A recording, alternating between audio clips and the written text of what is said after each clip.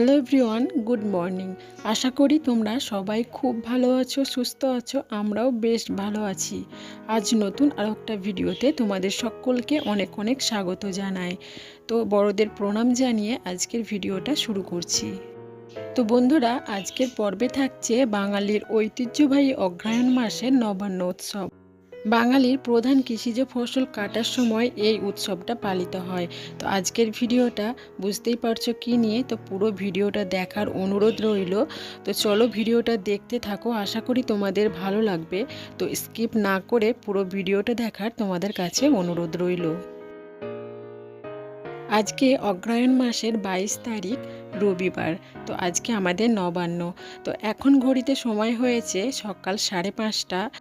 তবে অনেকটা সকাল সকালে আজকে ঘুম থেকে উঠেছি। আমি যখন ঘুম থেকে উঠি তখন ঘড়িতে সময় 5টা, আর আমার শাশুড়ি মা তারও আগে ঘুম থেকে উঠেছে, কারণ নবান্নের দিন অনেক রকমের কাজকর্ম থাকে, অনেক ব্যস্ত থাকি। তো ওই জন্য ভোর ভোর করে ঘুম থেকে উঠেছি। তো আমরা শাশুড়ি বৌমা মিলে একদম সকাল সকালে বাসি কাজকর্ম সব সেরে ফেলেছি। আমার শাশুড়ি মা এখন স্নান করছে, আর আমি এইদিকে দেখো একটু চা বানিয়ে নিলাম, কারণ শ্বশুরমশাইকে চাটা দেবো আর আমিও একটু চা খেয়ে নেব। আর এইদিকে দেখো মাম্মামের জন্য গরম জলটা করে নিচ্ছি, কারণ মাম্মাম ঘুম থেকে উঠলেই ওকে তো গরম জল দিয়ে ওকে মুখ চোখটা মুছিয়ে দিই, তারপরে গরম জল খাওয়াই। ওই জন্য মাম্মামের জন্য আগে থেকে গরম জলটা ফ্লাক্সে রেখে দিলাম।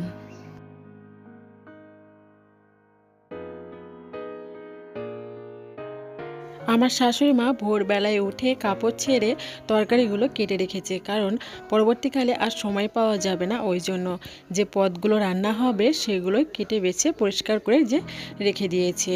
তো এখানে সব কিছুই কাটা হয়ে গেছে, শুধু ফুলকপির ওই যে আলুটা কাটতে বাকি আছে। আর শ্বশুরমশাই মাছ নিয়ে আসবে, সকাল সকালে মাছটা নিয়ে আসবে, তো তখন আমি মাছটা বেছে দেব। তো এই হচ্ছে রান্নাবান্না। আর এখানে এই যে বাঁধাকপিটা কেটে রেখেছি, আর এই যে ফুলকপিটা শুধু আলুটা কাটতে বাকি আছে। নবান্নের দিনে আমরা অনেক ধরনের পদ রান্না করি, পদ রান্না করে আমরা পুজো করি, তো সেটাই তোমাদের সঙ্গে শেয়ার করব। তো এদিকে দেখো জল গরম করতে দিলাম, কারণ স্নান করব। বাইরের ওয়েদারটা তো তোমাদেরকে প্রথমেই দেখিয়ে দিয়েছি, একদম কুয়াশায় জরাজীর্ণ, রোদের কোনো ছিঁড়েফোঁটাই নেই। তো এদিকে দেখো একদম স্নান টান করে আমি রেডি হয়ে গেছি, আর স্নান করতে করতেই বেশ রোদ্দুর হয়ে গেছে। তো আমি গরম জলে স্নান করেছি, আর এদিকে দেখো আলপনা দিয়ে দিচ্ছি, আর মা ওইদিকে সকাল সকাল রান্নাবান্না শুরু করে দিয়েছে। এবার তোমাদের বলি যে নবান্ন কি, গ্রাম বাংলায় নবান্ন উৎসবটা কেন পালন করা হয়। নবান্ন হচ্ছে হেমন্তের প্রাণ, নতুন ধানের চাল দিয়ে চালকে কেন্দ্র করেই এই নবান্ন উৎসবটা পালন করা হয়। অগ্রহায়ণ মাসের শুরুতেই বাংলার বিভিন্ন ধরনের উৎসবের আয়োজন শুরু হয়।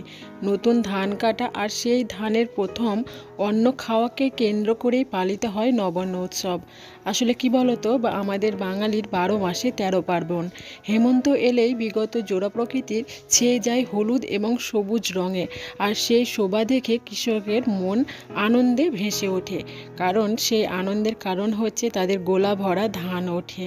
ওই জন্য নবান্ন কথাটির অর্থ হচ্ছে নতুন অন্ন, আর সন্ধি বিচ্ছেদ হচ্ছে নব প্লাস অন্ন। আসলে কি বলতো, বাঙালির প্রধান কৃষিজ ফসল হচ্ছে ধান। তো এই ধানটা কাটার সময় অঘ্রাণ মাসে কাটা হয়, আর অঘ্রাণ মাসে এই উৎসবটা পালিত হয় নবান্ন। তো আমাদের আজকে হচ্ছে 22 তারিখ, রবিবার। তো আমরা এই দিনটি ঠিক করেছি নবান্নর জন্য। আর বিশেষ করে এই উৎসবটা, নবান্ন উৎসবটা অঘ্রাণ মাসে হয়ে থাকে। একটা বিশেষ দিন আমরা ঠিক করে এই উৎসবটা পালন করি। একটা কবিতা আমরা সবাই পড়েছি, কবি জীবনানন্দ দাশ তার কবিতায় এই নবান্ন উৎসবটা দারুণভাবে তুলে ধরেছেন। তিনি বলেছেন, আবার আসিব ফিরে ধান সিঁড়িটির তীরে এই বাংলায়, হয়তো বা মানুষ নয়, হয়তো শঙ্খচিল শালিকের বেশে, হয়তো ভোরের কাক হয়ে এই কার্তিকের নবান্নের দেশে। প্রকৃতির বিচিত্রের বর্ণনা দিয়েছেন এদেশের সব কবি সাহিত্যিকেরা। আমরা ছোটবেলায় এই কবিতাটি পড়েছি, আমরা সকলেই জানি যে নবান্ন জিনিসটা কী।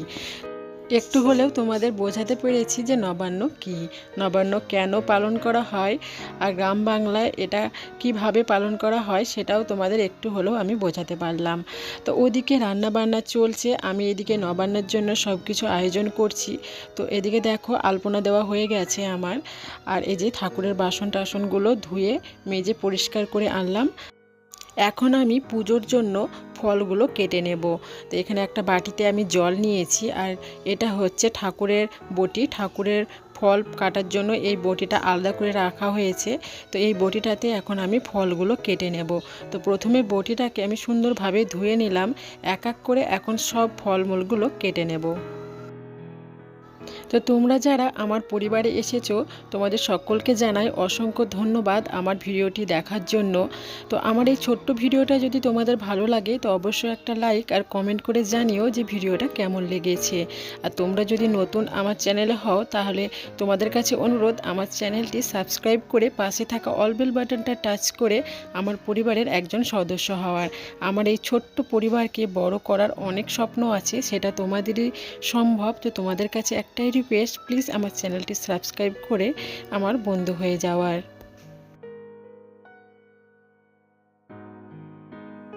এদিকে দেখো আমার সব ফলগুলো কাটা হয়ে গেছে। দুই রকমভাবে ফলগুলো কেটেছি, কিছুটা ছোট ছোট করে কেটেছি আর কিছুটা মোটা মোটা করে কেটেছি। ছোট ছোটগুলো কেটেছি বাউস্ত বাড়াবার জন্য। তো এদিকে দেখো আমি এখন কলার পাতাগুলো সুন্দর করে কেটে নিচ্ছি, একদম ছোট্ট ছোট্ট করে। এই ছোট্ট ছোট্ট পাতাগুলো দিয়েই আমাদের বাড়ির উঠোন, তারপরে পুরো বাড়িটাকেই না এই কলার পাতায় দিয়ে প্রসাদ দেওয়া হবে, মানে বাউস্ত বাড়ানো হবে। আর আমরা প্রত্যেক দিনই তো থালাতেই খাবার খাই, কিন্তু এই নবান্নের দিনে আমরা কলার পাতাতেই খাবার খাই। তো এদিকে আমি কলার পাতাগুলো সুন্দরভাবে ধুয়ে এনেছি আর এখন এই যে কেটে নিচ্ছি। আর এদিকে দেখো আমার মাম্মাম অনেকক্ষণ আগে ঘুম থেকে উঠেছে। তো ওকে আমি সকালে একটু খিচুড়ি বানিয়ে দিয়েছিলাম, ওকে খিচুড়ি খাইয়ে দিয়েছি। আর আমার সঙ্গে আমার কাজে করছে, যোগদান করছে। তো এদিকে দেখো এই যে কলার পাতাগুলো কাটা হয়ে গেছে, ওপরের পাতাগুলো একদম ছোট ছোট করে কেটেছি আর তারপরে আমাদের খাওয়ার জন্য বড় বড় করে কেটে নিয়েছি। তো এইদিকে দেখো সব কিছু ঠিকঠাক করে নিলাম।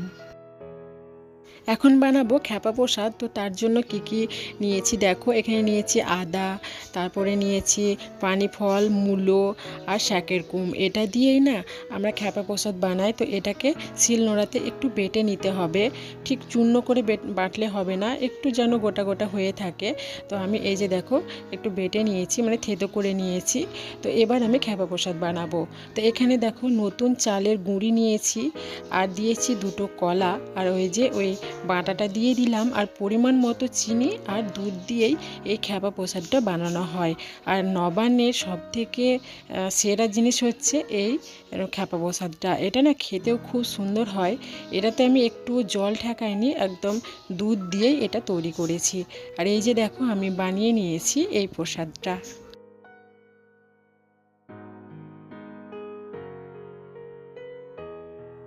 মাকে আমি সব কিছু রেডি করে দিয়েছি। আর এই যে দেখো মা এখন বাউস্ত বাড়িয়ে দিচ্ছে। বাউস্ত বাড়ানো মানে এটাই, আমরা পুরো বাড়িকে এই কলার পাতায় করে একটু প্রসাদ দিই আর ধূপ সন্ধ্যা দেখাই, মানে পুজো করি। আমাদের গ্রামে জানো তো কার্তিক ঠাকুরও হয়েছে, সেটা তোমাদের পরে দেখাবো। আমি গিয়েছিলাম, ওখানে ভোগ দিয়ে এসেছি, ওখানে ধূপ সন্ধ্যা দিয়ে এসেছি, কিন্তু সেটা ক্যাপচার করা হয়নি।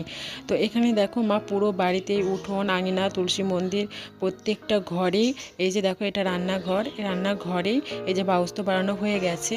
আর মা ধূপ সন্ধ্যাও সেটা দেখিয়ে নিল। আমি উনুনের মধ্যে ছিলাম, ওই জন্য আমি বাউস্ত বাড়াইনি, মা বাউস্তটা বাড়িয়ে দিল। আমার মাম্মামের এই নিয়ে হচ্ছে দ্বিতীয়বার নবান্ন। আরেকবার মাম্মাম অনেকটাই ছোট্ট ছিল, তখন কিছুই খায়নি। আর এখন এই যে দেখো মাম্মামকে কলার পাতায় করে নবান্ন খেতে দিয়েছি। এখানে সেরকম কোনো মিষ্টি আমি দিইনি, শুধু একটু চিড়ে, তারপরে ফল, তারপরে দিয়েছি কলা। আর আমার মাম্মাম দেখো হাতে করে খেতে বলছি, কিন্তু ওর চামচে খাওয়া অভ্যাস, তো ওই চামচ দিয়ে এই যে নবান্নটা খাচ্ছে। এখন আমি আমার শাশুড়ি মা খাবো না, সব রান্না বান্না কমপ্লিট করব তারপরে খাবো। তো মেয়েকে এইদিকে আমার শাশুড়ি মা নবান্ন দিল, আর আমার শ্বশুর মশাই, হাজব্যান্ড সবাইকে এক এক করে দেওয়া হবে। তো সবাইয়ের এখন খাওয়া দাওয়া কমপ্লিট হয়ে গেছে, আমি আর শাশুড়ি মা বাকি রয়েছি, আমাদের সব রান্না বান্না হবে তারপরে খাবো। তো বাউস্ত বানানো হয়ে গেছে, শুধু নবান্ন বলতে এই ফল প্রসাদ এইসব দিয়ে। তবে আরেকটা নবান্ন হবে, সেটা ভাত নবান্ন। সেটা ভাত, তারপরে 5 রকম ভাজা ভুজি, ডাল, সবজি তরকারি এটা দিয়ে আবার বাউস্ত বাড়াবো। তো এদিকে রান্নাবান্না শুরু করে দিয়েছি। এদিকে দেখো আমি কামিনী ভোগ চাল দিয়ে পায়েসটা বসিয়ে দিলাম, আর এই দিকটাতে ইন্ডাকশানে আমি ভাতটা বসিয়ে দিয়েছি। আর আমার শাশুড়ি মা তো উনুনের কাছে রান্না বসিয়ে দিয়েছে, অনেকটা সকালে রান্না করে নিয়েছে। প্রথমে নিরামিষ রান্না হয়েছে বাউস্ত বাড়াবার জন্যে, আর এখন রান্না হচ্ছে আমিষ, মানে মাছ, ঠিকই মাছ দিয়ে যেসব তরকারি বানানো হবে সেগুলো হচ্ছে। আর বাউস্ত বাড়ানোর জন্য নিরামিষ তরকারি হয়ে গেছে। তো ওইদিকে আমি পায়েসটা হচ্ছে, আর এদিকে এই যে দেখো ভাতটা হয়ে গেছে। এবার আমি ভাতটা নামিয়ে নেব। আর পায়েসটাও মোটামুটি হয়ে গেছে আমার। এখন কিশমিশ আর কাজুটা আমি দিয়ে দেবো।